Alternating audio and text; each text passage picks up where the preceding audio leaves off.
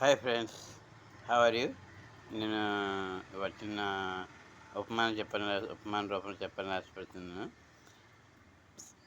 చిన్న ఉపమాన రూపంలో వాక్యం చెప్పాలని ఆశపడుతున్నాను. రెండో సమూయేలు గ్రంథం మొదటి అధ్యాయంలో కొన్ని బిట్లు చెప్పాలని ఆశపడుతున్నాను. సో నన్ను దీవించిన దేవుడు.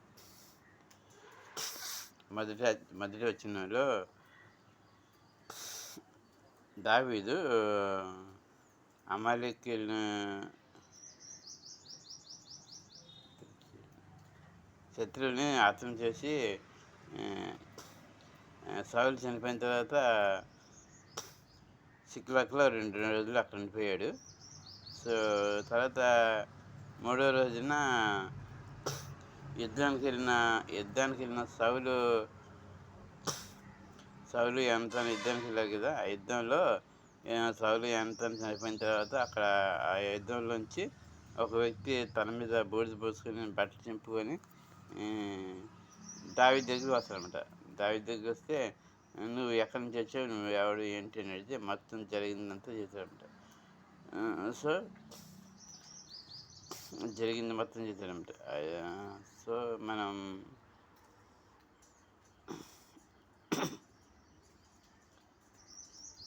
దేవుని యందు భయభక్తులు కలిగి జీవించుట మంచిది అని వాక్య సారాంశం. సో దేవుని యందు భయభక్తులు కలిగి జీవిద్దాం. ఈ అడ్డుకర మనకు దేవుడు దయచేయను కాక.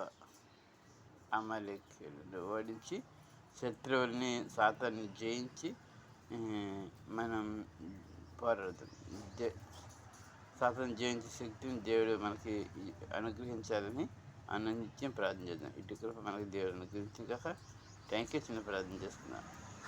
హల్లెలూయా. స్వాతంత్ర పరిస్థితి మీ దేవకన్నగటపై నుంచి మమ్మల్ని రక్షించదాకల మా ఇంద్ర తొలిన సుదర్శి నా ముగ్గులు ఇడిచిన వారిని సుదర్శి నా ముగ్గులు ఇడిచాలని నన్ను 30 పరిచయమంటుంది.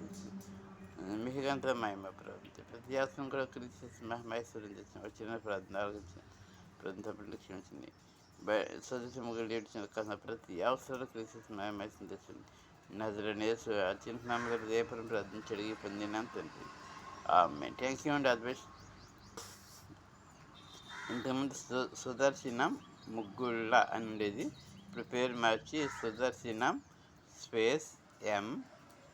సుదర్శనం అని పెట్టాం. ఈ యూట్యూబ్ ఛానల్ని ఆదరించండి. సేమ్ పాత యూట్యూబ్ ఛానలే కాదే ముగ్గురు అని తీసి అని ఒకటి పెట్టాం. సో దేవుడు దీవించిన కాక. మీ ఆదరణ ఎప్పటిలాగా ఉంటుందని కోరుకుంటున్నాం.